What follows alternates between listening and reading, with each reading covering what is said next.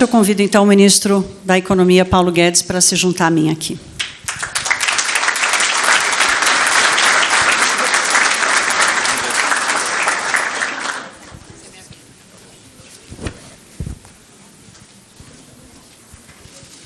Bom dia, ministro. Bem-vindo.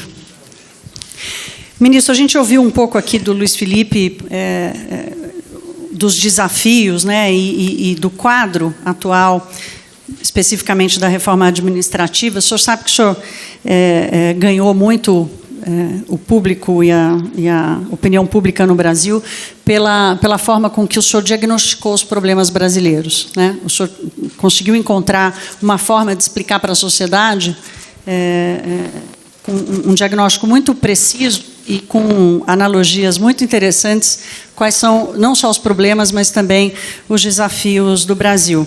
Eu queria falar aqui um pouquinho, completar o que o Luiz Felipe falou sobre o diagnóstico, olhando especificamente para a reforma administrativa. Quer dizer, acho que a gente, com todas as informações que o governo e outras entidades civis e também institutos do governo, como o próprio IPEA, o Banco Mundial, alimentaram a gente com uma série de informações e que a gente se deparou com o tamanho real do Estado, o quanto ele nos custa, o tamanho da disfuncionalidade, né, do Estado, com a quantidade de carreiras, as progressões dos salários e por aí vai. Então, acho que esse é o diagnóstico, o ponto de partida, que nós já sabemos que o senhor concorda com isso. Vou começar lhe perguntando, assim, como é que o senhor enxerga o encaminhamento desse debate diante dos obstáculos que a gente tem? O governo vai ter que enfrentar uma das corporações mais fortes do Brasil, que é a do servidor público, especialmente do servidor público federal, que é esse que vive numa distância de abismo do resto da sociedade brasileira. Mas, ao mesmo tempo, a reforma ganha um aliado importante, assim como a Previdência, a mesma coisa, que é o combate ao privilégio, né, o combate à desigualdade, a desconcentração de renda causada pelo Estado brasileiro. Então, uma visão geral do senhor de como é que o governo conduz, se o diagnóstico está dado, tem o apoio da sociedade civil, a narrativa está pronta, já foi testada com a reforma da Previdência. Como é que o governo, qual é a estratégia do governo para levar à frente esse debate? Bom dia a todos. Muito obrigado pelo convite, CLP, Luiz Felipe. Thaís, durante a campanha nós dissemos várias vezes que o Estado brasileiro gasta muito e gasta mal. E fomos entrando nos orçamentos e confirmando o nosso diagnóstico. Então, o primeiro movimento era justamente desmontar uma fábrica de desigualdades, que era a nossa Previdência, além de estar ameaçando engolir o Brasil no buraco negro fiscal. Então, o primeiro ataque era ali. O segundo ataque, e aí todo mundo vai compreender, era justamente a sociedade dos rentistas. O Brasil se habituou a achar natural colocar o juro na lua. Quer dizer, frouxidão fiscal e freio monetário. É um caminho equivocado. Você não pode, com os gastos públicos saindo de 18% do PIB, 40 anos atrás, para 45% do PIB, no pico do governo Dilma, você não pode achar razoável pagar 400 bilhões de reais todo ano de juros e achar que está tudo normal. Isso não está normal. Quando a gente vê que um Bolsa Família custou 10 bilhões de reais, você gastar 40 vezes isso só para manter uma certa tranquilidade no fronte fiscal, é uma tranquilidade falsa.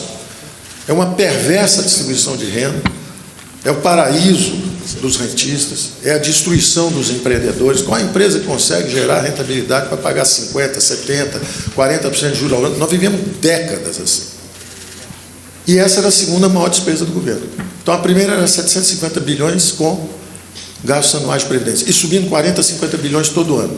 Então, o primeiro ataque tinha que ser ali. O segundo ataque era um mix.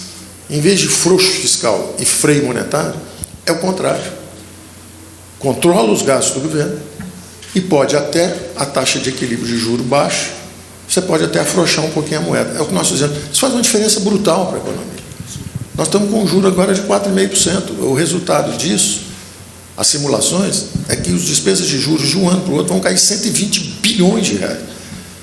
São 12 Bolsas Famílias originais, ou agora que está em torno de 30 bilhões, 4 Bolsas Famílias. Como é que eu posso ficar feliz transferindo dinheiro para rentista todo ano, 400 bilhões, 400, e achar que está tudo em equilíbrio só porque o juro está baixo? Bom, o Brasil ficou prisioneiro com essa explosão de gasto público, juros muito altos, impostos elevadíssimos e gastos antissociais, porque transferir dinheiro para rentista, transferir dinheiro para funcionário público ganhando 12, 13, 15 vezes mais do que um aposentado do setor privado. Isso é uma indecência, além de ser incompetente economicamente. Então, a segunda grande despesa era essa, e nós mudamos. Agora os juros são baixos, o controle é em cima dos gastos.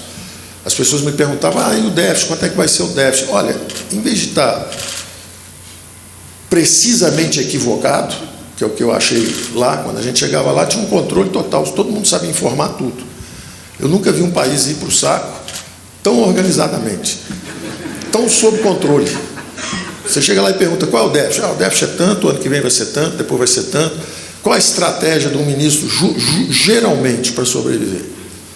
Quanto é que é o déficit? Quanto é que dá para fazer esse ano aí? 140. Então fala que vai ser 138 a meta, que aí nós vamos cumprir a meta. Quando me perguntam qual é o déficit que você gostaria? 0. Em quanto tempo você chega? Não sei, mas estou correndo nessa direção. Qual estatal que você quer vender? Todas.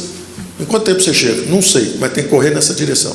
Então eu prefiro estar aproximadamente certo do que precisamente errado. Então a primeira coisa que nós fizemos foi o seguinte: nós vamos mudar o eixo, nós temos que atacar as questões frontalmente. A Previdência primeiro, o segundo, esse mix fiscal e monetário. Então nós vamos mexer no teto de gastos? Não. Mas e se estourar? Se estourar, nós temos um problema. Mas nós vamos fazer tudo para não estourar. Nós vamos empurrar até quando for possível. Aprovar a reforma administrativa não é um pouco preservar o teto de gastos? Agora chegamos na terceira grande despesa. E aí chegamos, eu estou situando justamente onde é que está a administrativa. Então, a primeira grande despesa, 750 bi juros, Previdência, 400 bi juros da dívida, que agora vai cair para menos de 300, vai cair 100 e tantos bilhões de um ano para outro. Isso é extraordinário, isso é libertador, além de estimular a iniciativa privada com os investimentos, fazer o que a gente chama de crowding in. Nós passamos anos expulsando o investimento privado. Agora nós estamos convocando o investimento privado para infraestrutura, para concessões, para privatização. E aí chegamos à reforma administrativa. Chegamos ao terceiro grande gasto do governo, 300 bilhões ano, 296. Eu prefiro estar aproximadamente certo do que precisamente errado. 300 bilhões. Como é que nós vamos fazer isso? E aí entram as restrições políticas. O presidente diz o seguinte, olha, e isso é que às vezes explica um pouco porque que as coisas não vão na mesma velocidade. Uma coisa é a economia. A economia, ela tem que estar próxima da verdade. Eu tenho que dizer sempre, eu tenho que estar buscando a verdade, eu não posso fugir da verdade. Agora, o que é possível fazer politicamente é um outro departamento. E isso eu confio nas instituições brasileiras desde o início. Eu tinha certeza que a opinião pública, por isso que eu agradeço extraordinariamente esse tipo de reunião e esse tipo de trabalho que vocês fazem, porque enquanto em países avançados, como a França, milhões de pessoas vão para a rua para impedir uma reforma, o Brasil está dando um show de maturidade de opinião pública.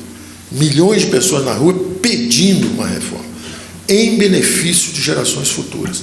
Então, lá fora, eles nos subestimam por nossa própria culpa. Como as eleições deixaram muitas cicatrizes de opinião pública, de choque de opinião pública, nós falamos muito mal do Brasil o tempo inteiro. E qual a fonte de informação deles? Quem perdeu as eleições, que era o establishment, que está há 10, 20, 30 anos governando. Então, é natural falar, olha, agora é o caos, vai ser uma confusão. Essa imagem vai lá para fora. E aí, quando você fala sobre as coisas lá de fora, eu estava falando outro dia, né, eu estava falando deles. Falei, olha, vocês sabem, a Indira Gandhi, em 70 e poucos, 1970 e poucos, disse, olha, vocês, para fugirem da miséria e da pobreza, destruíram povos, destruíram florestas. Eu estava dizendo isso para eles. Mas, olha, vocês sabem que o inimigo do meio ambiente é a pobreza. Vocês quebraram tudo, vocês destruíram tudo. Nós faremos diferente, até pelo alerta que vocês estão nos dando. Então, nós temos uma sociedade sofisticada, uma democracia vibrante, porque ela absorve todo mundo, ex-guerrilheiro, capitão, todo mundo cabe nela. Ela absorve, processa, a cada 2 anos nós estamos votando.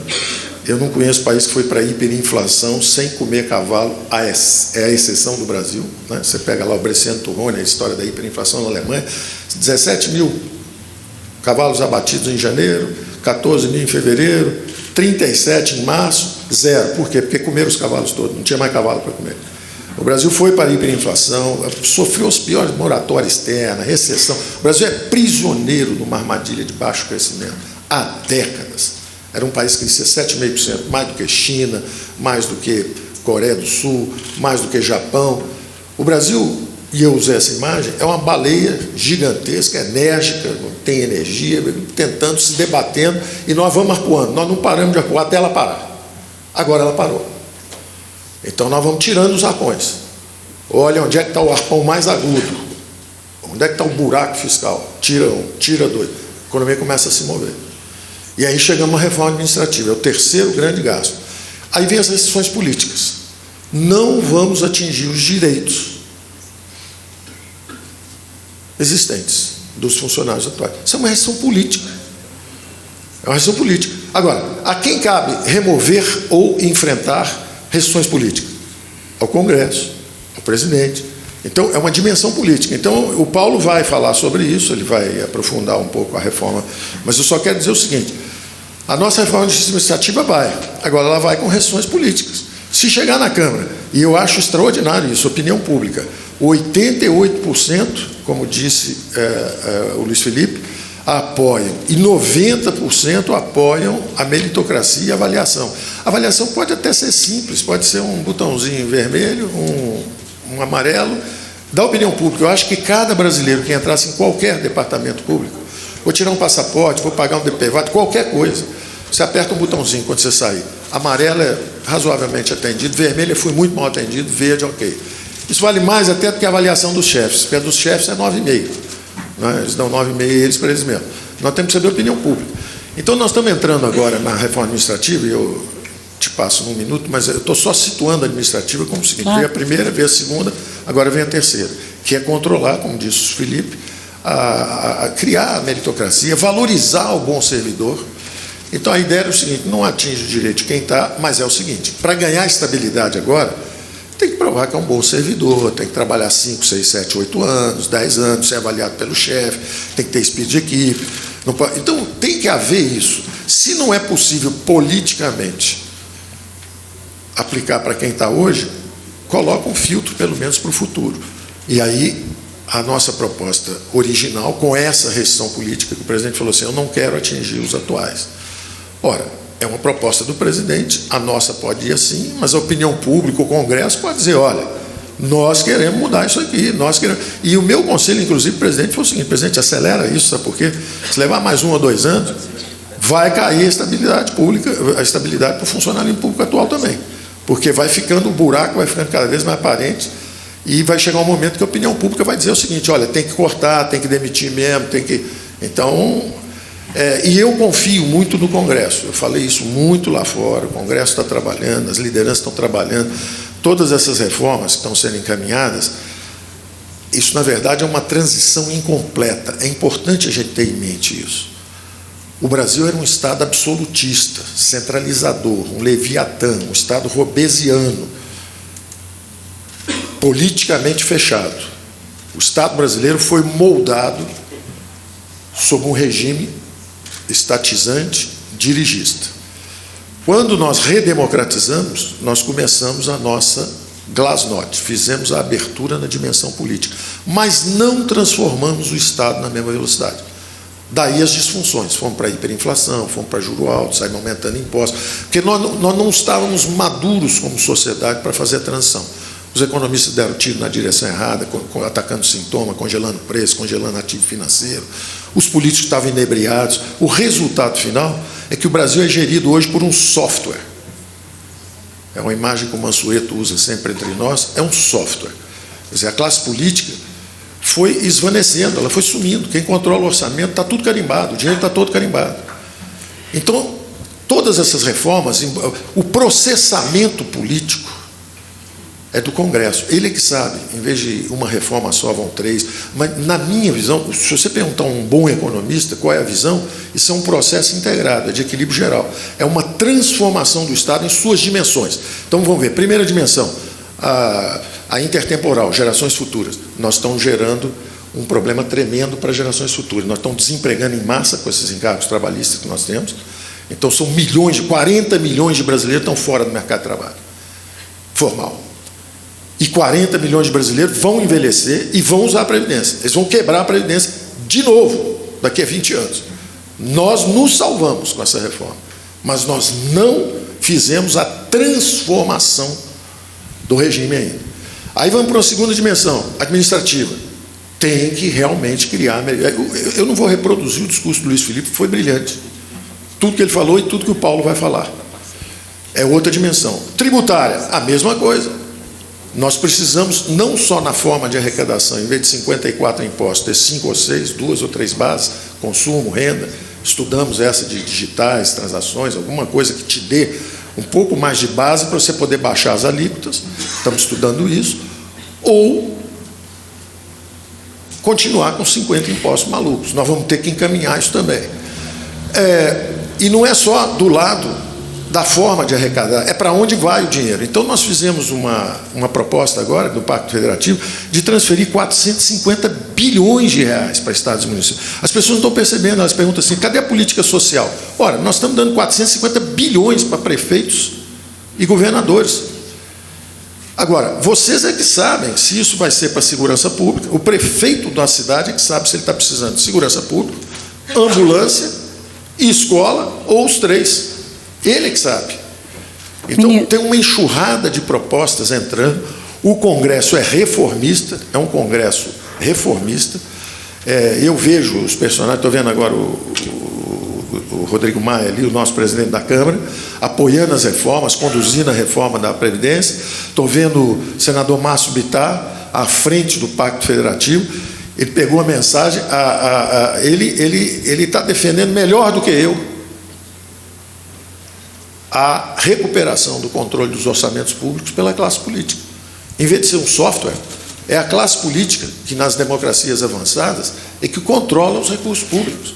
Então, ele está dizendo, é desindexar, desvincular, desobrigar as despesas, para que a classe política dê um passo adiante e diga, agora nós vamos gastar mais nisso, menos naquilo, nós vamos fazer a recuperação do controle sobre os orçamentos públicos. Então, isso é o Pacto Federativo.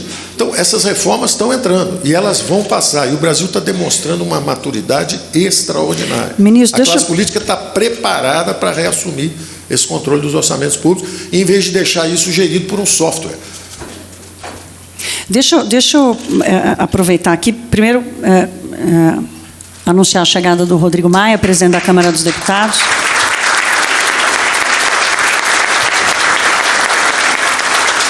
Nós temos outros representantes aqui do Parlamento, a deputada Tabata Amaral, Felipe Rigoni, o Samuel Moreira, o Arnaldo Jardim, a Patrícia Ferraz, o Rodrigo Augustinho e o general Pertinelli, e também 2 ex-senadores, senadora Ana Amélia e o senador Jorge Bornhausen, estão aqui na plateia com a gente hoje. Ministro, o próprio presidente da Câmara, Rodrigo Maia, inclusive fez isso ontem, vou tomar a palavra dele aqui, já já ele sobe ao palco, cobrando a reforma administrativa. Por que esse projeto ainda não chegou? E faz algumas semanas que a gente ouve o governo falar, agora vai, semana que vem.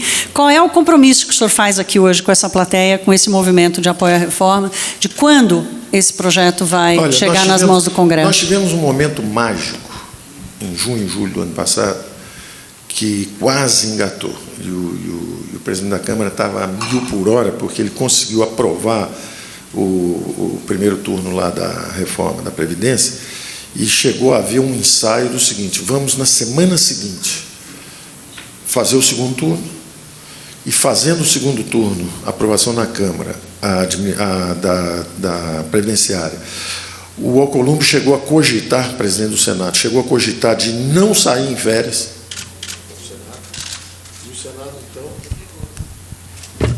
E o Senado, então, aprovaria nas férias a Previdenciária. Os 2 turnos, nas férias. Era um momento mágico. A gente chegou a sentar, conversar sobre isso. E aí, logo depois, entrava tributária, entrava administrativa. Podia ser um momento mágico. Mas a política é assim. E eu aprendi e valorizo o processo. O próprio deputado Rodrigo Maia, presidente da Câmara, virou e falou assim, olha, eu não vou correr risco de não aprovarmos. Está havendo desacertos. E são desacertos republicanos. Tem deputado que fala, olha, eu preciso de saúde, educação lá no meu estado, eu só posso aprovar se tiver isso, se tiver aquilo. Quando há desacertos, justamente a competência na condução disso, que o Rodrigo tem, não posso submeter a uma derrota, eu preciso esperar isso um pouco. Na hora que espera um pouco, dá uma empurradinha, aí não saiu de férias, aí a gente perde um time, aí aquilo que estava pronto para ser mandado, começa a circular dentro, começa a circular para um lado, aí começa a organizar a resistência. Então, houve momentos em que tinha muita resistência, inclusive a reforma Essa administrativa. resistência tende a aumentar, né, ministro? Eu acho que sim. Eu acho que do ponto de vista do papel do governo, como o governo se prepara para enfrentar isso, então, qual é o timing do governo? Bom, o resultado foi justamente que, quanto mais tempo passa, maior a desidratação dessas reformas. Né? E também não é só o governo, é dos 2 lados. Eu estou estudando uma base de transição, e também se a Câmara vira e fala, impostos isso aqui de jeito nenhum, pá! Aí cai um secretário da Receita. Vai atrasar uma reforma, ou não? Um sujeito ficou 7 meses conduzindo, toma um tiro, cai a coluna central do templo. Vai levar mais 1 ou 2 meses, até você reprocessar aquele negócio que estava acontecendo.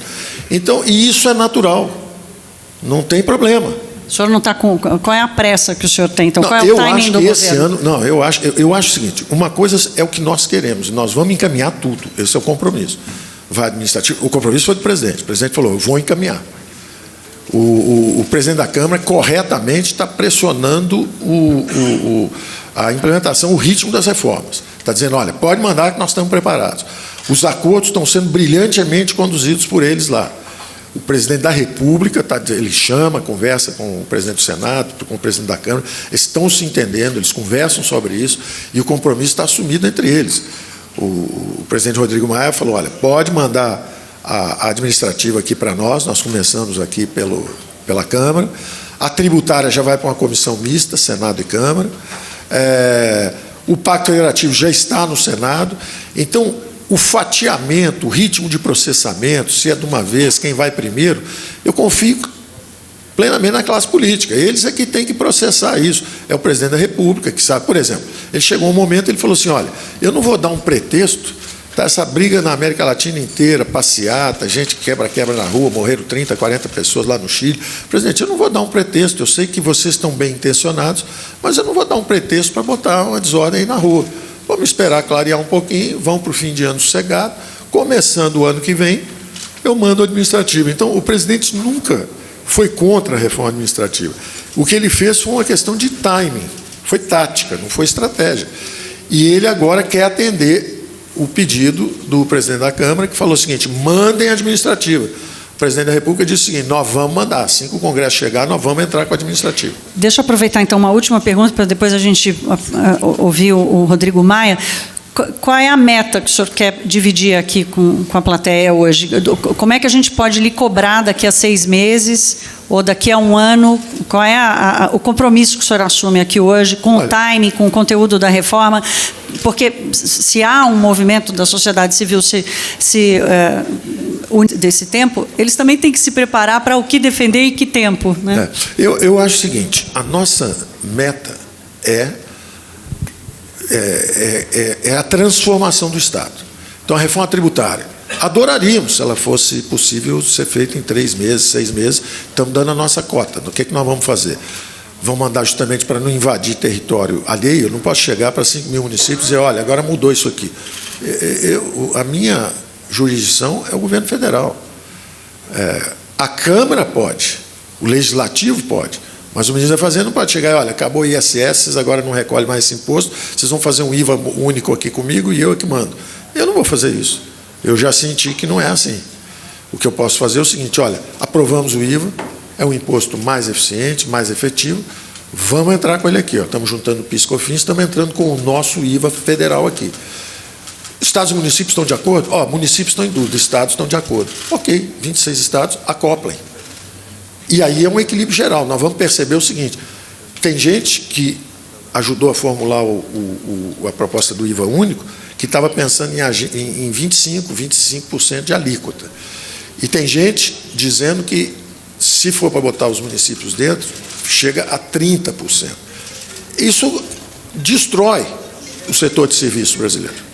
Por isso que é um equilíbrio geral. Por isso que eu estava estudando uma outra base tributária, porque o Brasil e o comércio e os serviços brasileiros não aguentam um IVA de 30%. Então, é um problema dramático. Por isso que leva algum tempo. Mas eu tenho certeza que, quando essas contas começarem a entrar na Câmara, e daí a nossa proposta de colaborar, e eu estou aceitando justamente a orientação política do presidente da Câmara e do Senado, que é o seguinte: não vamos mandar uma terceira PEC, para não criar confusão. Desde o início nós queremos ajudar. Então vamos mandar propostas que possam ser examinadas e acopladas à do Baleia Rossi na Câmara, examinadas na parte de seletivos e de impostos, imposto de renda, a do Raul lá no Senado, que a dele era mais extensa do que a da Câmara. Então nós vamos mandando propostas para uma comissão mista. Se isso funcionar rápido, eu acredito na ideia que o presidente da Câmara disse, que é uma reforma prioritária e que nós vamos aprovar esse ano. Eu acredito piamente no que ele está falando e nós vamos fazer tudo para que isso aconteça. Então, vamos falar assim: o que nós podemos cobrar esse ano? A tributária, nós vamos fazer tudo para que ela aconteça. A administrativa, aí é uma questão de avaliação. Eu acho que é a mais simples de aprovar, porque justamente como nós desidratamos para não atingir os direitos dos atuais, ela praticamente não tem oponentes. Então, ela está muito simples de aprovar. Eu imagino que ela... Agora, se a gente quiser, ouvindo a opinião pública, botar um pouco mais, turbinar um pouco a proposta e botar a meritocracia, começar a enfiar também nos atuais, aí pode ser que tenha alguma oposição. Mas eu, de novo, delego isso para a classe política. Eu não tenho a capacidade de avaliação. Mas o nosso compromisso também é acelerar e entregar o mais rápido possível. O Congresso chegando, o presidente se comprometeu a mandar a nossa. Então, a nossa vai. Ela pode ir com algumas restrições, mas ela vai. Então, nós estamos falando de 1, 2 semanas, esse negócio chega lá. O Pacto Federativo já está lá. E o Pacto Federativo é o mais complexo. Na minha opinião, é a mais importante de todas, porque ela recoloca a classe política no comando dos orçamentos públicos brasileiros. Ela responsabiliza, ela cria o accountability, mas, ao mesmo tempo, ela delega a classe política. A classe política foi empurrada para um corner que não é agradável, porque ela hoje não controla. Quem controla é um software, o dinheiro está todo carimbado, e quando tem os efeitos desastrosos, o que acontece? Ela é que é responsabilizada. Então, ela está mal na opinião pública, então ela não consegue atuar e, ao mesmo tempo, ela é responsabilizada. Então, a classe política vai dar um passo à frente, vai assumir isso, vai desvincular os fundos, vai pegar fundos. Tem fundos que foram criados por criaturas do pântano político, que tem esse tipo, qualquer comunidade humana tem, piratas privados, né, e burocratas corruptos. E foram criados esses fundos, às vezes, 50 anos atrás. Um morreu, o outro mora em Lisboa, o outro mora em Miami. E o fundo está aí até hoje, o dinheiro bloqueado. Nós vamos ter que desvincular, e o deputado, o senador Otto Alencar, já abraçou isso. O senador Uriel Visto abraçou a emergencial. E o senador Márcio Bittar abraçou. Então, o trabalho do Legislativo é extraordinário. Em vez de clima de confronto, é um clima de total colaboração. De namoro? Eu diria que é mais. Já passou dessa fase. Porque a grande verdade é que é uma cooperação. Não há confronto. É uma colaboração. É uma aliança política de centro-direita. É o que está acontecendo. Houve uma aliança política de 30 anos de centro-esquerda. Agora é uma aliança de centro-direita. E ela está conseguindo encaminhar os temas. E a coisa está avançando. Então, eu acho que a coisa vai dar certo. E eu tenho esperança que... É claro que, se você examinar 180 fundos, que é a desvinculação dos fundos, não vai dar para aprovar em 6 meses. 180 fundos demora um pouquinho. Agora, tem várias coisas que estão lá dentro que vão ser aprovadas. Eles vão aprovar uma parte aqui, aprovar uma parte ali, a outra fica para estudos. Então, isso eu acho que o Rodrigo e o presidente do Senado também, eles têm muito mais condição de avaliar do que nós. A nós cabe só encaminhar a estrutura da reforma. E agora eles vão calibrar, vão rechear, e eles vão dizer em que ritmo eles querem assumir isso. Se ele falar, ó, vamos desindexar tudo, desobrigar tudo, desvincular tudo, a classe política sentou no comando da economia. Acabou o superministro, não tem mais esse negócio. Quem é o ministro das Finanças da França? Quem é o ministro das Finanças da Alemanha? Quem conhece aí? Quem é o ministro das Finanças da Suíça? Ninguém conhece. Conhecem o senhor, né? Hã? Agora, aqui o ministro anda com um sacão de dinheiro, todo mundo correndo atrás dele. Entendeu? E está errado isso. E está errado isso. Não tem, porque o dinheiro não é dele. Eu até explico isso para os outros ministros. Vem cá, vocês acham que o dinheiro é meu? Cada vez que um leva um dinheirinho para cá, sobra menos para vocês todos. Outro dia um circulou um negócio, ó, precisamos disso aqui. Aí todo mundo, eu apoio, eu apoio, eu apoio. Eu falei, ó, manda cada um quanto é que vai pagar. Porque apoiar é botar a mão no bolso e pagar. Apoiar não é falar, eu te apoio. Quanto é que sai do seu ministério para apoiar ele? Eu quero ver a força do seu apoio. Se você der 20 bi, eu acredito que você está apoiando. Se você der 350 milhões, você está só de conversa fiada. Tá bem, ministro. Muito obrigada, então, pela conversa.